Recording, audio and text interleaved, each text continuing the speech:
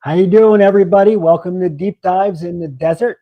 And I hope you're doing well. It has been a while since I saw you. Ugh, I But can't. everybody, we're really excited today because we have one of our own on here, Ken Ash. And at first, I knew Ken as one of our friends. He was happy to be part of our family, and In when our we chat, on our yeah. in our chat, and always very engaging. And then come to find out that he is an experiencer.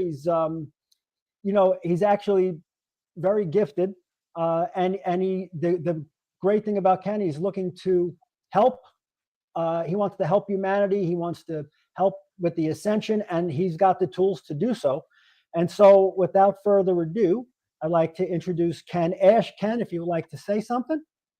Yeah, thanks for inviting me today. I'm honored to be here. I love your guys' show. Thank you. We're really excited to have you here too, and I can't wait. We're going to get into a lot of stuff, and you're going to tell us about your story, and then you and I did a session together based on the questions that you had, and we got some phenomenal information that was really cool. We've got a few clips to go over too, but before we do all that, we're just going to do a little bit of housekeeping really quickly. So my website is back up and running, Yes. and I will show you guys how to get to that. Here we go.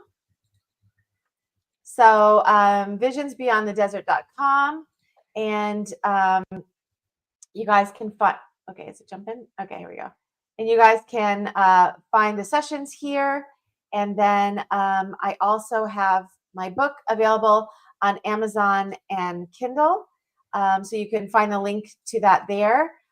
Also, The prettiest cover ever. thank you, honey. He always says that. Oh, our thing's doing something weird. One Yeah. second. I don't know what's going on with our. Can you see us okay? Yeah? It's all right. The show must go on. I don't know what's going on. I wanted to pop in one more thing, but it's like white screened. So Let's just move forward. yeah, I guess that's where we'll go. So Ken, tell us a little bit about how you found yourself on Deep Dives. Okay, well, yeah, the green orb. I did 5 different readings with 5 different people. And well, before you, it would have been 4. But all 4 people came up with the same conclusion when I asked them about the green orb. And I found that kind of remarkable myself. Mm-hmm. So I decided, since I've known you for a while and you started your show, I thought, well, I'll set up a session with Lisa and we'll go from there. Yeah. And the first session was awesome. Thank And you. unfortunately, we couldn't figure out how to record that. Yeah. So that was a good excuse to do another session. Yeah, that's where we began. Yeah. So you had contacted me the second time. How long would you say those were apart from each other? Maybe a few months. 2 or 3 months, yeah. So Yeah, I'm thinking about 3 months. I'm not sure exactly, but you had contacted me because you had some more questions about okay, sorry, John's trying to, yeah, but you gotta go. Yeah, You guys, I'm sorry, we're having like technical difficulties here. So you had contacted me because you had a couple of questions, and go ahead and talk about, let's start with the green orb story and just kind of the origins of it and what transpired, and then we have a couple of clips that we can share as well. Okay. So when I was about 8 or 9 years old, I had this visitation from this green orb in my room right before I was going to bed. And it kind of like just floated around the room, and it looked like it was just looking at things, or I don't know what it was doing. But eventually it went up to the corner of my window, and then it expanded to about this big, and then a face appeared inside it. And it was a very clear face, unmistakable. And at that time, I kind of freaked out. and I ran out of the room. But I've also heard other people tell this story. I think it was a couple of months before the first session that you and I did. And I was listening to this person tell this story, and it was the same exact story that I just explained. And this is 50 years later. And I'm just sitting there, I can't believe what I'm hearing. Yeah. So there's been other things, like I've done readings with Richard, the woo-woo dude, and he's talked about the green orbs. So not only have I heard stories, multiple stories of other people seeing these, I've talked to people who have experienced that themselves. And a good friend of ours that's in the chat right now, Jake, when you were doing a show with Sorita, Jake said in the chat, I just saw a green orb in my living room. Yeah. Oh my God, you gotta be kidding me. Here we go again, more of the green orb. But yeah, that's what made me do the second session with you. Yeah, that was crazy. And I remember when he said that, when it was when me and Sol were on. Yeah. You know what I just realized is that when I hit present to show, share screen, I'm just saying this to John, the audio thing is not on there, the media player. So if I show, it's not gonna play it, right? Click. Yeah, try it. You got it. It's clicked on already. No, it isn't. Look, see the toggle switch is on. Also share tab audio. Yeah, that's different. I'm sorry, you guys. We're having technical issues, but I want to show the media player. But I don't think that this is gonna see. They're not gonna be able to see it. Oh. Okay, keep talking, and then I'm gonna see if I can figure out something. So we did a video. We recorded the video of Ken's session, and we have excerpts from the actual session. And I have it in an email. I wonder if I could save it. No, because when it plays it on the media player. I don't think we're going to be able to do that. Okay. Well, I don't know if we're going to get to watch the clips, but I do have notes, and I do have some things that we can kind of go through if we can't as backup, which is, it's upsetting because I really wanted you guys to see the video clip from it. If we just played a video clip, couldn't you hear it? I don't think so. Oh, I don't sharing think, it. I think you have to play it. Okay, so you had this green orb, and then you had said that the green orb thing, you had a memory of it from when you were being a kid. Did you have any other personal interactions with the green orb? No, it was just that one time when I was about 8 or 9. But I will say this: shortly after that, I would say within a couple of months, within a year of that, is when I had the first experience where I should have been taken off the earth plane at a young age. Yeah. And I always wondered if that green orb was there as like a protector or what it was doing. But yeah, shortly after I had saw the green orb is when I had that first experience, almost getting taken off the earth plane. So there's been at least 5 instances where I should have been gone. Right. And for some reason, there's been some kind of intervention. And I mean, the kind of stuff, like if I explain it, it just sounds like absolutely ridiculous. That's the thing with this information. It's kind of like you go through and you're hesitant to share the information because you know that you saw it, you know what you heard, or whatever the situation is. But to have it be, put out there like that, you're thinking people are going to think I'm crazy. People are going to think, I'm making something up, or I'm delusional or something. So you're hesitant to kind of show it. But you and I in this session, we had some information about that specifically. And then we'll talk about that really quick. I'll share what I got about the green orb, and then we'll go into the next story, which is also very interesting. So I'm pulling up my notes right now about the green orb intervention. And so you probably, well, maybe you better tell the story about the motorcycle first, because I think we touch on that a little bit. Okay, so the motorcycle. Yeah. Okay, I was going down the freeway in California. So it's bumper to bumper. And it's probably 4 o'clock in the morning. It's dark out. And so I'm splitting the traffic, right? I'm going down the white line in it, on the dots between the two cars. So I'm splitting the traffic. And at the last minute, this guy cuts me off. He's in a truck. It's like a utility truck, a dually with the cabinets on the side. There we go. There it is. I'm sorry. Yeah, keep talking. Thanks, Jake. Okay. So this guy cuts me off, and so I only have like seconds to react. It's either this guy's going, so I'm either going to hit him straight on, or I'm going to slide the motorcycle sideways and just dump it on the ground and start making friends with the pavement instead of running right into the truck. So I decide I'm going to slide and throw the motorcycle on the ground. And right when I do that, just like that, everything stops. Time freezes. So I'm sideways on this motorcycle, looking at this truck, getting ready to slide under it. And I can't move. Nothing's moving. I hear no sound.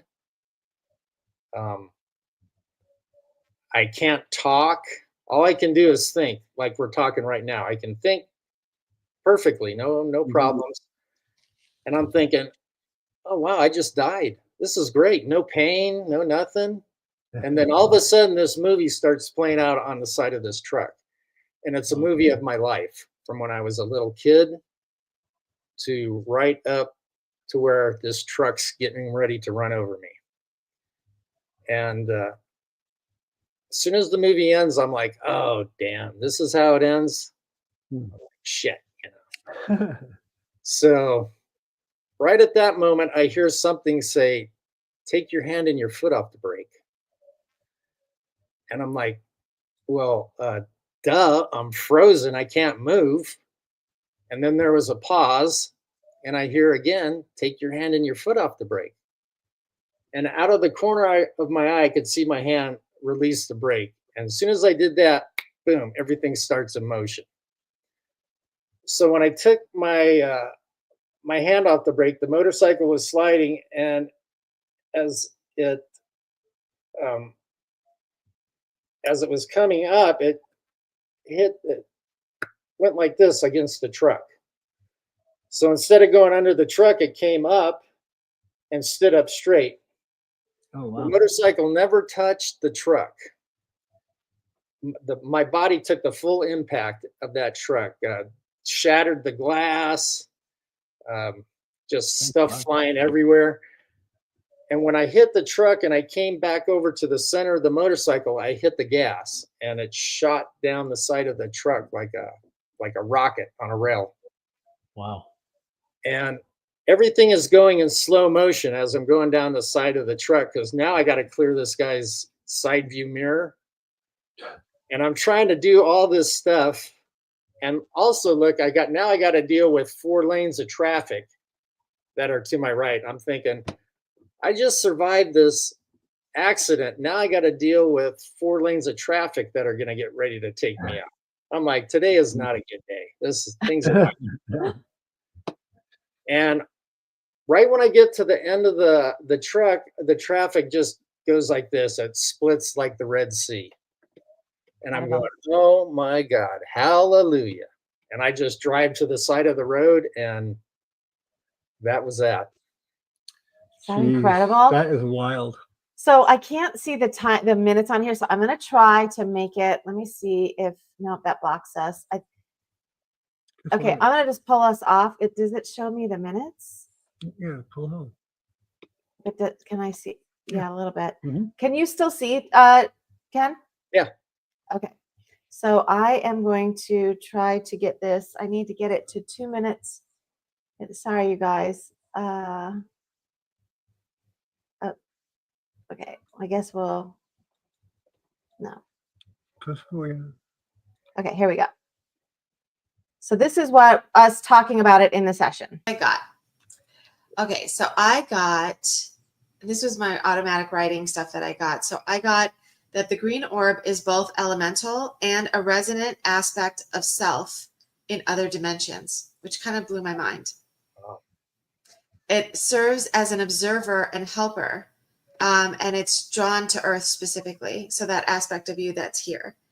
Elementals also use green orbs, because I was kind of thinking and asking more questions about, like, what do you mean elementals? Are you saying it could be this or it could be that? And they were explaining that elementals use green orbs as transportation or intervention tools. And it's part of like a broader field of resonance that's accessible to us all. So it's like a soul fragment or a higher aspect. And they were saying something about like thinking about it like an earth ally. So I wanted to ask you, when I think that's the first part of that one. So what we got basically was that the green orbs, it was some kind of aspect of you that was coming in and interceding for you. Mm-hmm. So that was kind of crazy. So what did you think about that when we got that? Yeah, that was a different way of looking at it. And you know what's funny is I had just watched one of Jake's short videos where he said he was doing a exercise with his the people that he worked with, and they did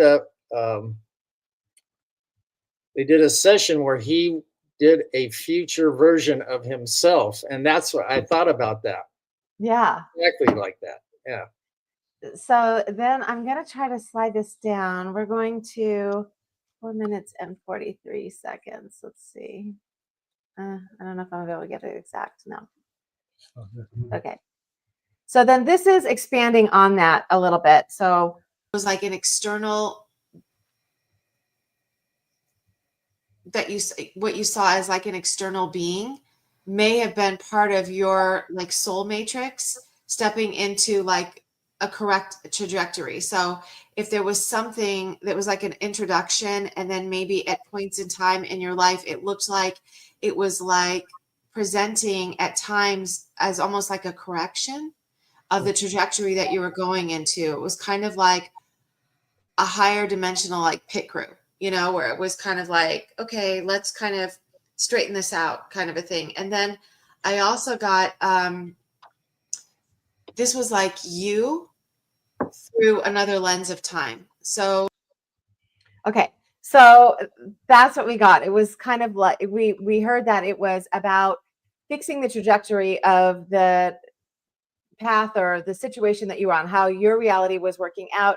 This kind of came in that way. And we got information that made it sound like this is like a lifelong thing for you, which is when you shared with me that you've probably had about 5 different instances near death, yeah, where you probably shouldn't be here anymore. You want to talk a little bit about that? Yeah, I don't know, like I can't explain it. I've been in accidents that we got T-boned in a vehicle one time, and the car that hit us got folded up like an accordion. And when I got out of the truck and I looked at that car, I was like, oh, these people are dead. I didn't even want to go over there, but I go, they might need help. So I went over there, and when I got over, there was nobody in the car. And so I looked in the back seat, there was nobody in there. And the engine was inside the car compartment. Whoa. And so I'm looking around, and I see this guy standing off to the side, and he's just wearing a pair of cutoff jeans, no shirt, no shoes. He's got a little cut on his knee. And I asked him, I go, were you driving that car? And he goes, ah, rah, rah, rah. He was all drunk. And all he had was a little cut on his knee. Wow. And the vehicle that we were in had a dent in it the size of a quarter. Wow. That was it. And even the police officer that showed up couldn't believe it. Wow. So Yeah. That's crazy. Tell the story about the car that was coming at you when you were a kid. Okay. Yeah. So that was right after the green orb.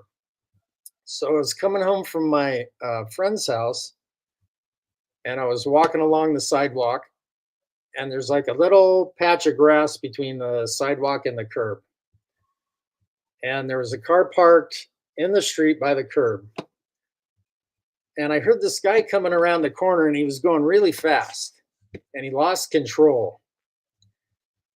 And he spun around and hit the car that I was standing by, and that car flew up from the street. It cleared the curb and was coming onto the sidewalk. I was standing like right here.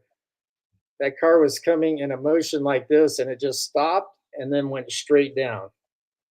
I mean, it was coming right at me. I'm going, oh, I'm dead. That's And incredible. I mean, it's just like cartoon stuff. That's the only way I can describe it. Yeah, I mean, that's incredible. I just to even be able to picture that. So then when we were talking about this green orb, you brought up Jake, our good friend in the chat, Jake, and you were talking about being curious if this could be the same thing that you were dealing with. Yes, good a little bit. Oh, sorry, we're trying to get that's good enough, I guess. Okay. Holy cow, like this is crazy. And then you had asked me if Jake's green orb could have been like the same thing or if it was different. And I got kind of the first thing I heard was like yes and no. So was the green orb Jake saw connected to you or your stuff? Yes, it's connected through source resonance.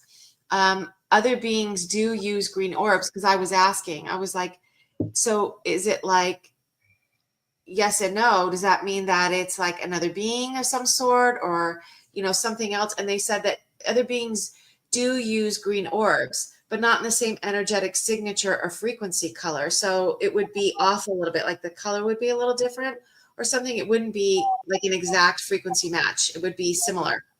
Right. And then they were giving me an example, like Sasquatch can use green energy as well. And it's tied to earth frequencies, but it's not bound to 3D like timelines. So that was like the example that they gave me. So it was like, you might say that, well, it's not necessarily the same being. It may be the same frequency family. Right. Yeah, that's what I was thinking.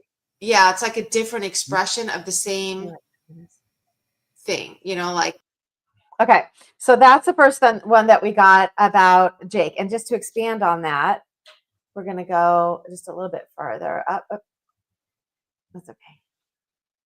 I heard the words earth keepers. And then I also was getting like dimensional guardian. So it's like that runs in like a similar resonance, even from the aspect of having the allowance for these occurrences to happen. So because you're open to this kind of things happening and he would be open to it on a spiritual level, Jake may be attuned to like the same guardian stream.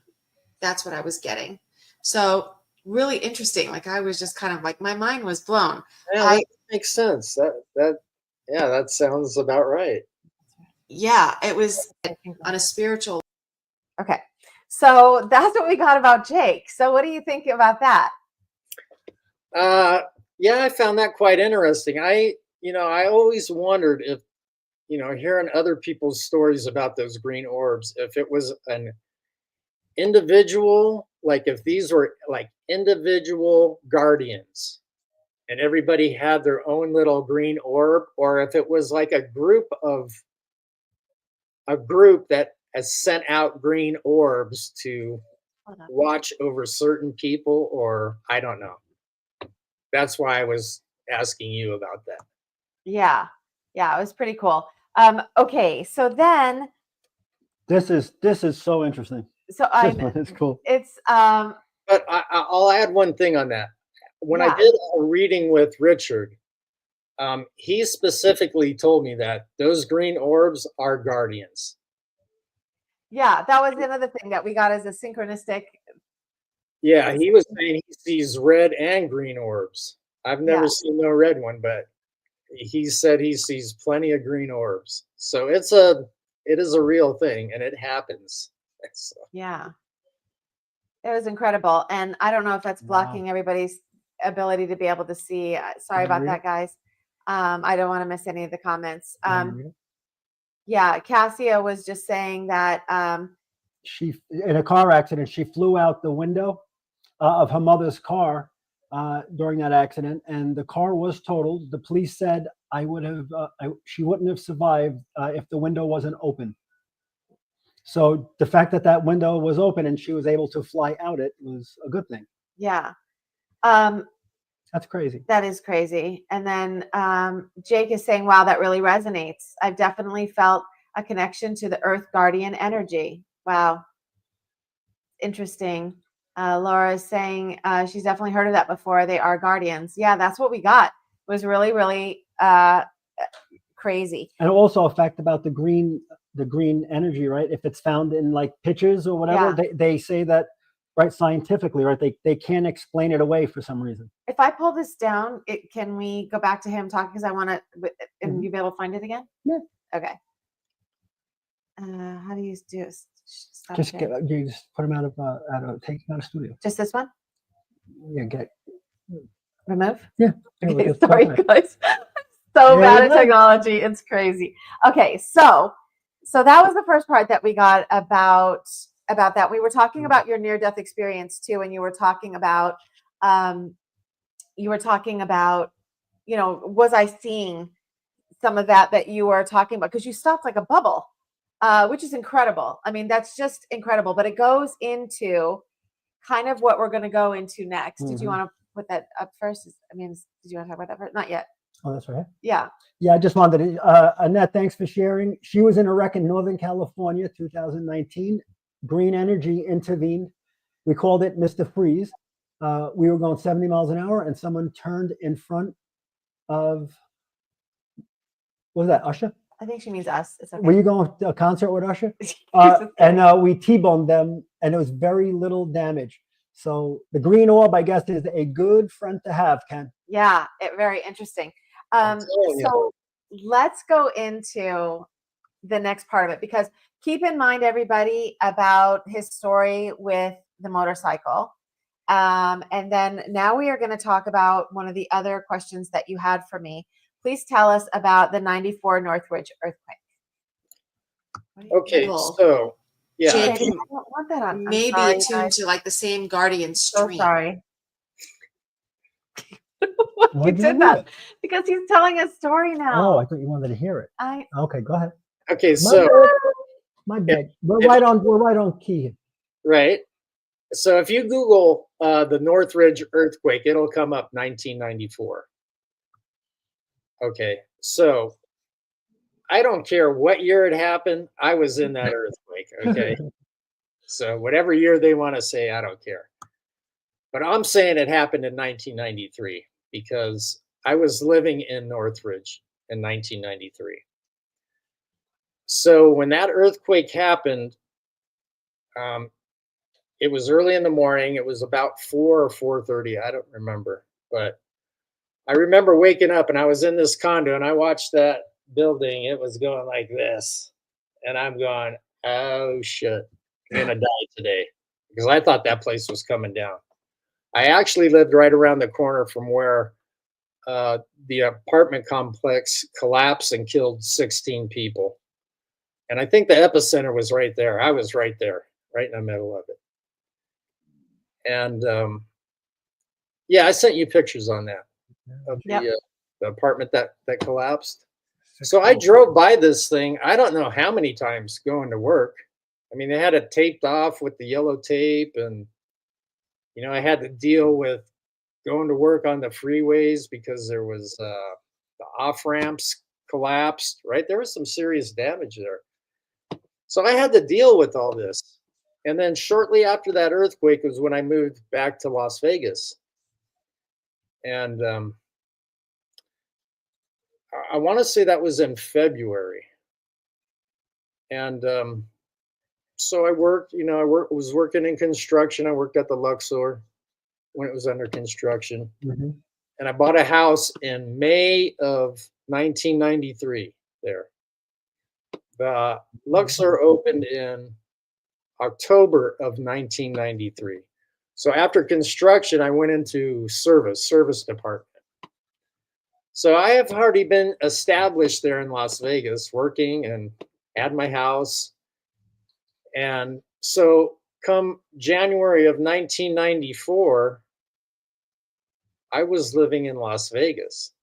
But they're saying that the Northridge earthquake happened in January of 1994. But that's impossible because I was living in Las Vegas in May of 1993. So I didn't hear this until, I want to say it was 2020, where some article came up and it said, I was talking about the Northridge earthquake. And they said 1994, and I'm thinking, 94? That's impossible. So the more that I looked into it, the worse it got, and the more sense it didn't make. It was putting me into a state of depression because I couldn't figure it out. Yeah. I was going nuts. I was asking people, "Hey, when did this happen?" They would immediately say 1994, and I'm like, "Oh, man, I'm losing it." And yeah, that's. You know what's crazy is you can timestamp it with the way, the looks. Oh, I'm sorry, I'm yelling again. You guys are in different states. No, but with the looks are opening in, when the looks are opened, right? Like, so in October. Mhm. And he was actually working there. He actually bought a house. Like, there was things Very that specific things. that would make you remember when you remember those things, Right. And I mean, So- I'm not going to be dreaming about an apartment complex that collapsed, day after day after day, dreaming that I'm going to work on the freeways and I got to take different routes because the freeways are all tore up, Yeah, it's very, very specific. I mean, you got some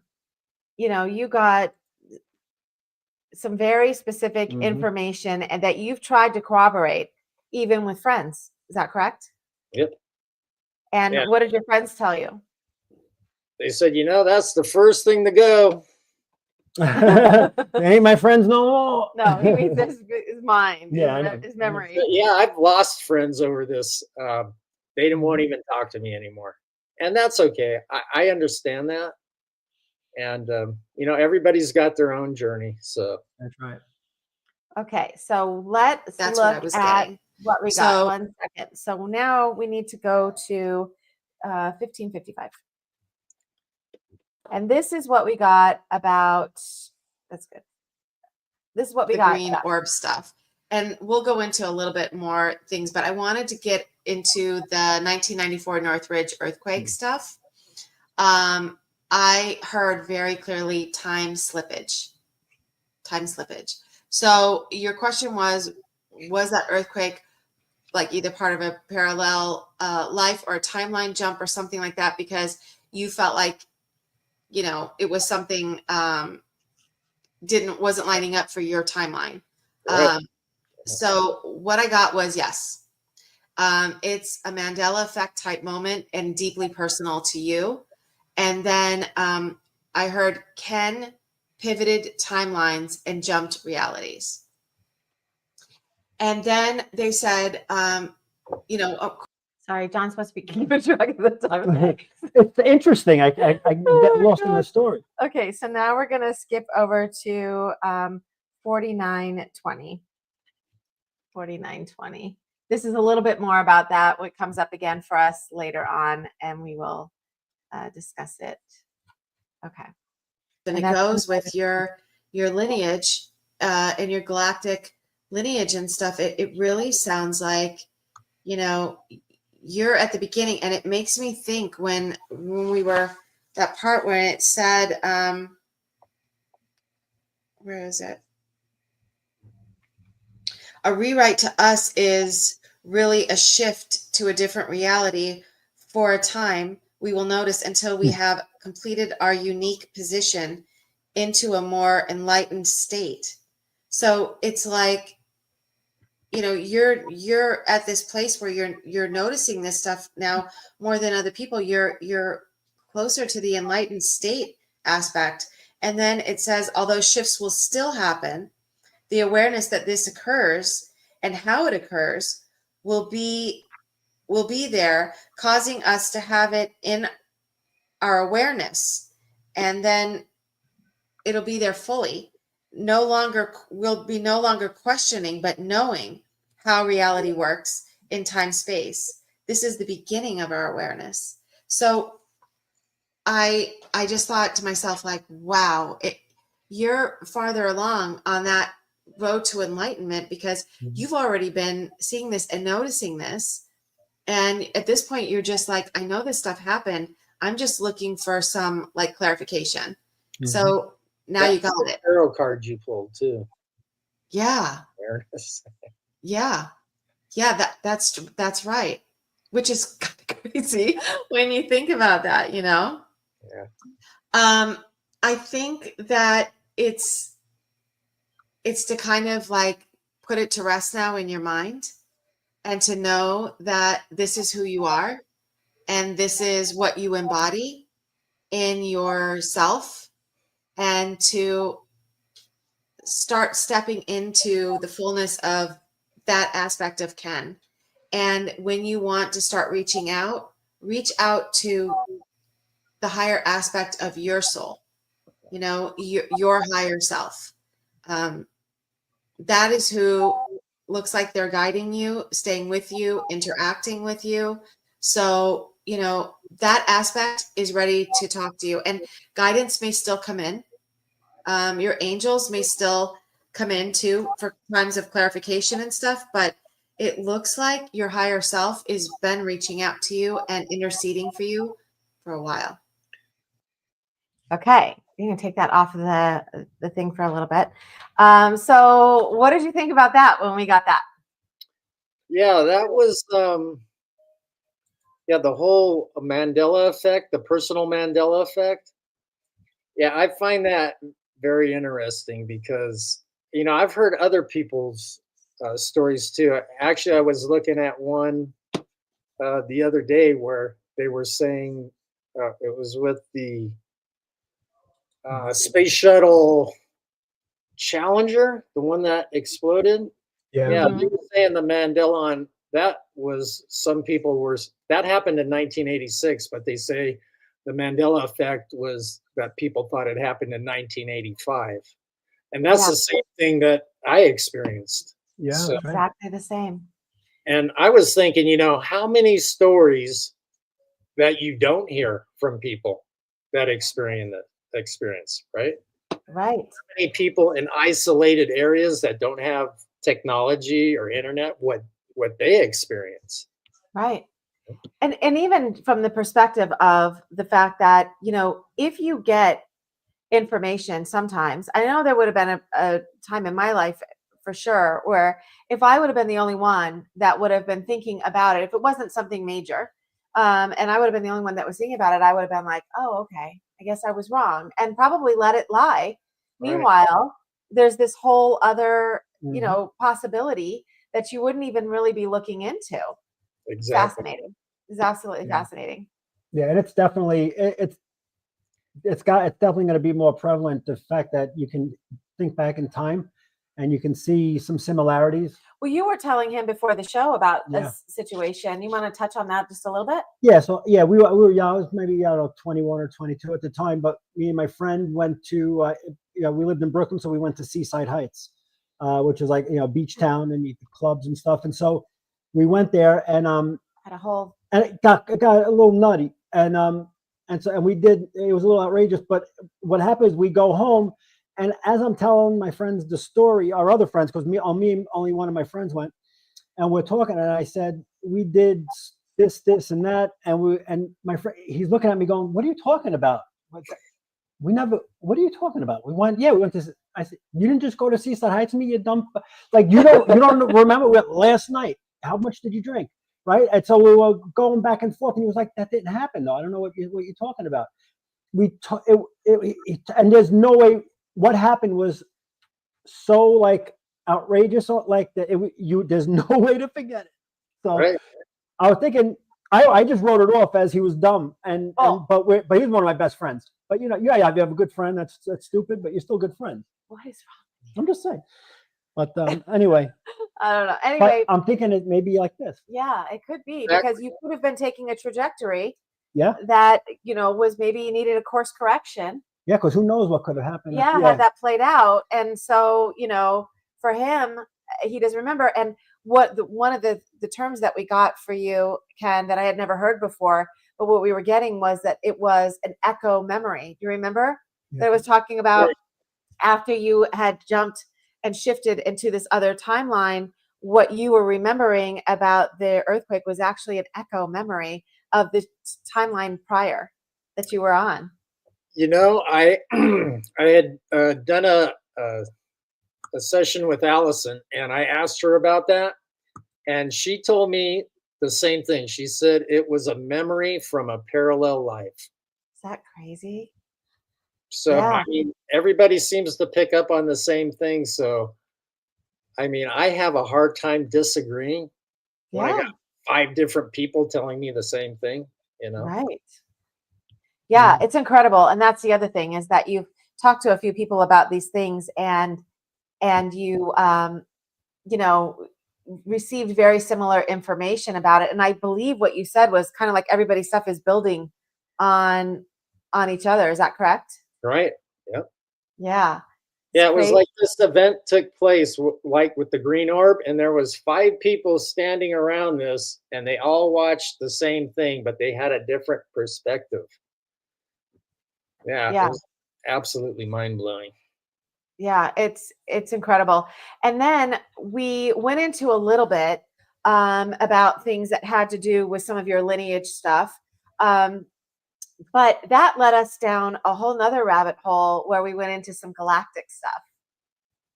Right? So that was pretty interesting. Are you comfortable sharing an aspect of some of your galactic stuff that we got? Yeah, go ahead.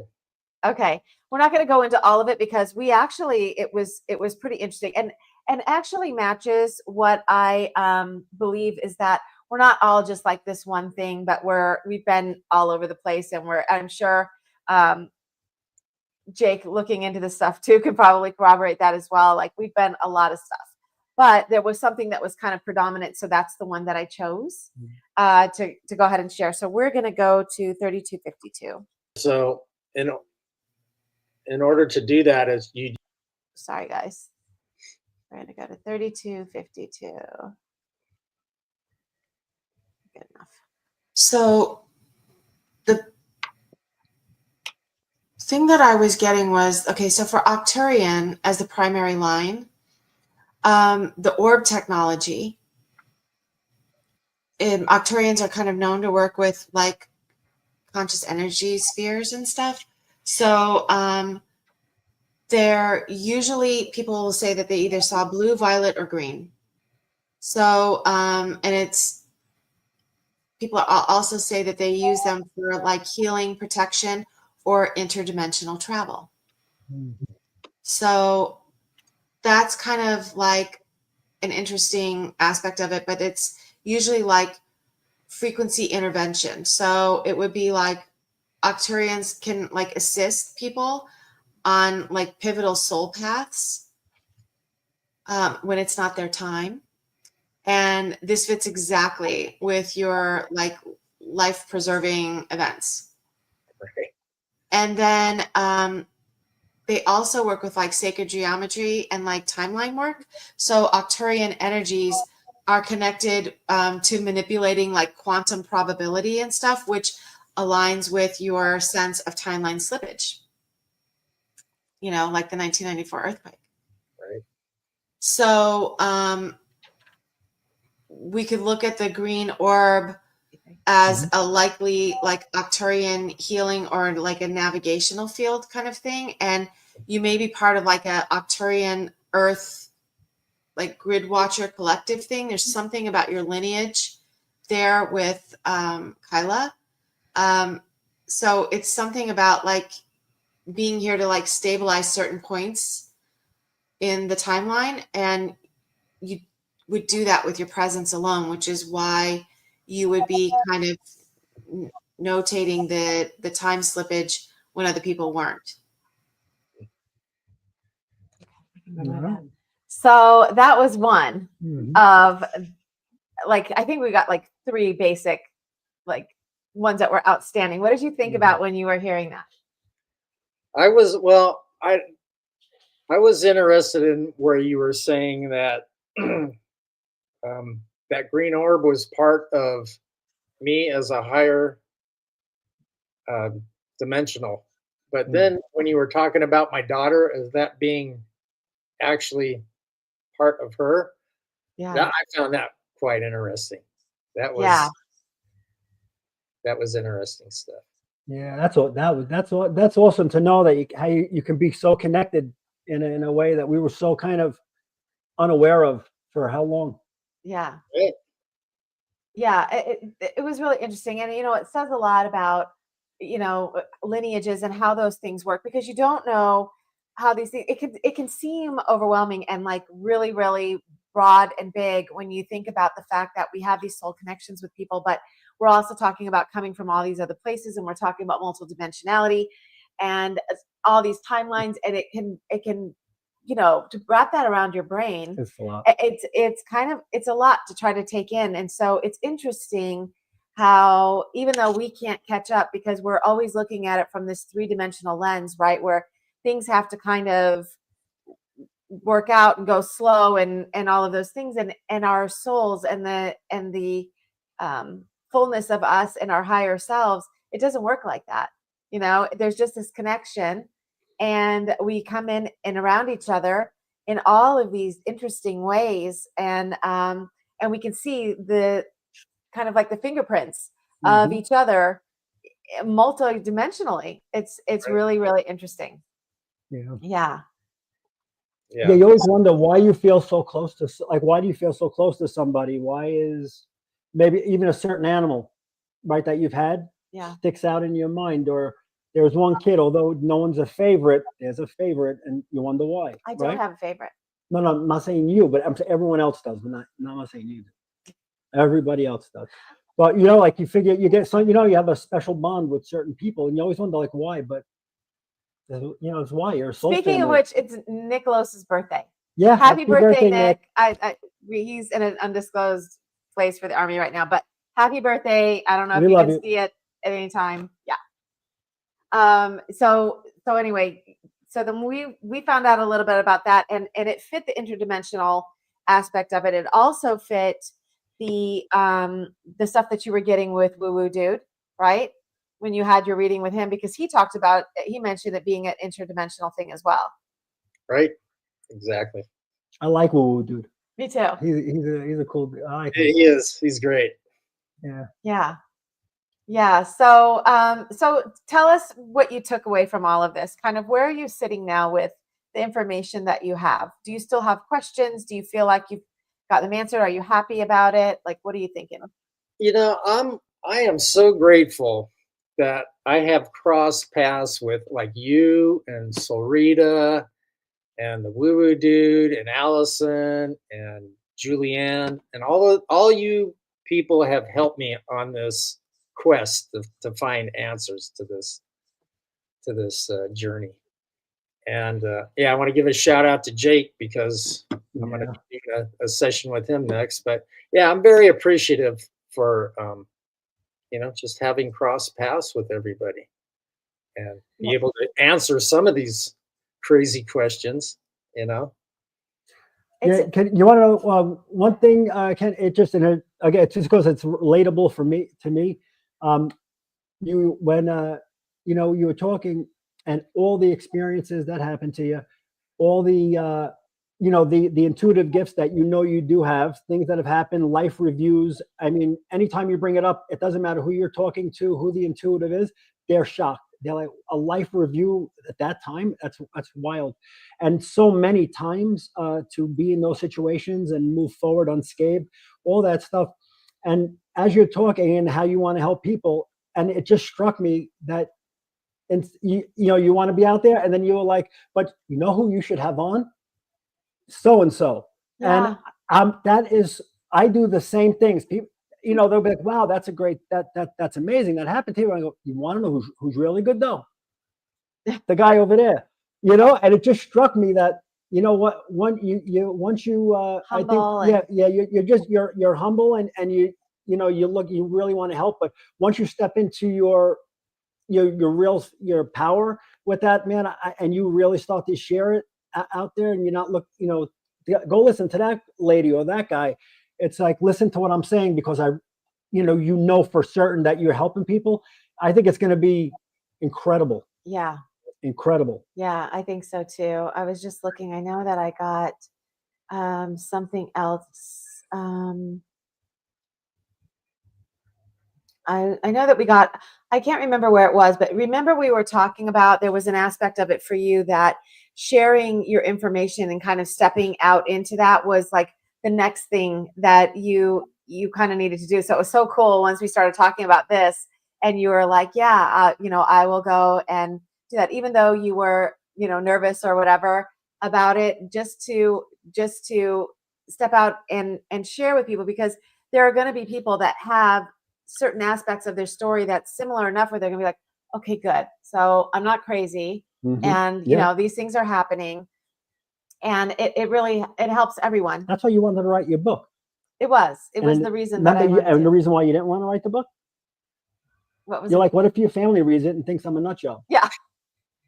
Yeah. Speaking of books, I didn't share John's. I want to share it really quickly before we Finish go. Yeah. So this is Johnny's book. It's available on Kindle or paperback. And it's a really good book. We've gotten a lot of really positive feedback from everybody that's decided to use that. And if you did, Do a review. yes, please do a review and let us know, what you think. Hey, Erica. Thank you. Thanks, man. Yeah. And then just really quick one more time, we have my here it is. We have my book also available on Amazon as well. So yeah, it was, and that was my story about all of this, and just kind of discovering, what, I guess that it wasn't a stop to like, now I understand how everything works. It was more like, I knew that there was a lot more to it than I had realized. Mm-hmm. Reality didn't look the way that I thought that it did. And kind of like my uncovering of those situations and circumstances that kind of made me, I don't know. I just started reading your book. I'm about a quarter of the way through it, but I could not believe how many similarities that you and I have. Like, I'm reading through that going, oh my God, I went through the same thing. And yeah, it's amazing. It's incredible. And it's like Jake had said earlier, it's so great, when you were talking about finding each other and having the support Mm-hmm. system that you do. And I appreciate, finding you too, Ken, because, getting to do the sessions with you that I have, and with Kyla and the other people that, do sessions with me, it gives me a broader understanding of what's out there, how it works. And it kind of helps me to not just make sense of my own situation, but just the realization of the possibilities, Right. that exist in reality, and that you would have never thought, I would have never thought of these things, in my life prior to doing this. I wouldn't have had any, why would I even thought that this was a thing. This was like maybe in a sci-fi book. I don't know, but not life. Juxtaposed. Absolutely. Absolutely. Yeah. So, one of the reasons why I wanted to do this too is, like you were saying in your book, somebody might see this and go, that guy's nuts or whatever. And then they might see another person, say they see a lady with the same story as me, and they go, oh, both of them are nuts. But then they might see somebody else and go, wait, they're saying the same thing as them. Maybe I better, look at things a little different, and then they start on their journey. Yeah. Well, you start to realize that once it's really good. You have to have the intestinal fortitude to step out there and put it in people's fields, no matter how crazy you think it is. As long as you're in your truth and you're being genuine, you want to put it out there, because the first time it may not hit, the second time it may not hit, but when you plant that seed, you're going to reap what you sow. So it's and it does flourish like that. My guidance told me once, I was having a hard time, like just with the thought of going and being out there a little bit more. And I remember them saying that to me. It's that, you know, I'm like, guys, I don't even know what I'm supposed to be doing. I'm not positive that this is even what I'm supposed to be doing. And they were saying, you share what you have, and you don't put any, you stay neutral about how people feel about it or what they're doing. It's once you've done that and you've said things honestly to the best of your ability, and then you step away, and what people do or don't do with it is no concern of yours. What you're doing is sharing your truth, and then you're stepping back and allowing them to either receive it or not receive it. And that's free will, and they're allowed to do that. So whatever they decide to do with the information, that's what they're going to do with it. But you did your part. Exactly. Yeah. So it was an interesting session, and I really, really appreciated you allowing me to have the information with you and share that whole experience with you. I learned so much. I learned so much from it. And just I think the biggest takeaway for me was interesting how we were talking, if you remember at the time, and you were saying that you would like to get to the point where you're doing some of the things that I was doing. And I was telling you what my guidance had told me about no one being behind and how we all have different things. And then it really came out in the session that you are so much farther along in the aspect of ascending to the possibilities of time and how time and space work in reality, because you have very specific situations where you stop in a bubble and you're watching, you know, your life go in front of you on a screen, and time literally stopped. You know, for you, you had the information from, you know, the earthquake, and then literally jumping timelines and knowing that no one else had this time frame that you did, but yours was so solidified based on the things that you were doing next and how you were moving next. And they said, you know, he's already that much farther down, and now it's to just own it. And now it's just to know that that's where you are in your reality. You are someone who remembers shifting and how that shifting looks.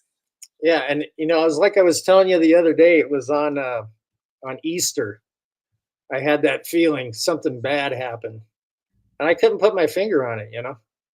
And then the next day, I found out that the Pope had passed. But I don't think it had anything to do with the Pope. It was just, I don't know if it's another one of those things where you can feel, you know, things changing or shifting. I don't know, but I do get those feelings.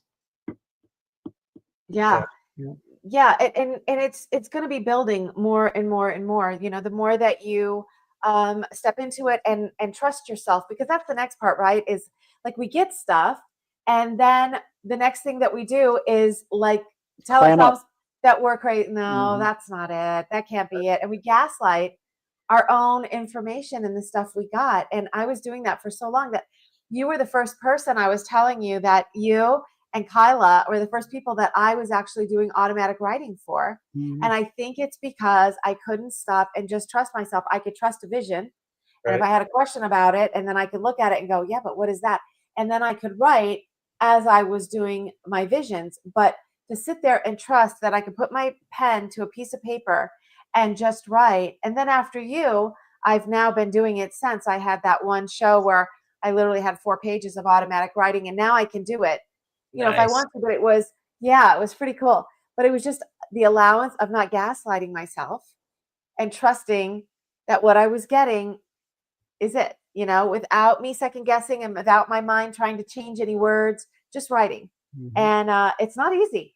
I didn't find it. It's hard. That's incredible. And then to trust it, to just, that's the hardest part, I think. You know, and I think what she said and what you're doing, where when you start to talk about it, and then when you start to kind of be insightful to others, you start to cement it in yourself. And I think that what that does, it starts to give you that like quiet confidence building that starts to happen, because you know, you're right, when you ever coach anybody, you really cement that information in your head. Then once you coach somebody on, you know, so it's going to be incredible to see the journeys of everybody and how everyone's moving. Yeah. And that was another thing we talked about. Ken and I, we were talking about the fact that my guide said, no one's behind. Everybody's at a different place. There's stuff that maybe that I'm doing right this minute that he's not doing yet, but there's some other stuff and clearly from your reading, that you're doing that I haven't mastered yet, that I'm learning. So we're all in pace with each other, but we've got different parts of it figured out. We're all learning together. Nobody's in front. And it's going to be incredible at the world that we're going to create and the reality we're going to create when we all do it together. It's when we all come together with all our individual traits, that's when it's going to make a big difference. Yeah. Yep. Yeah, and that's really when, I think it's really when the collective starts to realize that everybody's got their own power to do, and everybody has a part to play. Nobody sits back. Everyone's got to be out in front, Right. moving forward as a collective. And I think, yeah, that's how you move. I guess that's how you move planets. Right. And creating in the now, right? We're doing it together. Don't let anybody try to become your guru.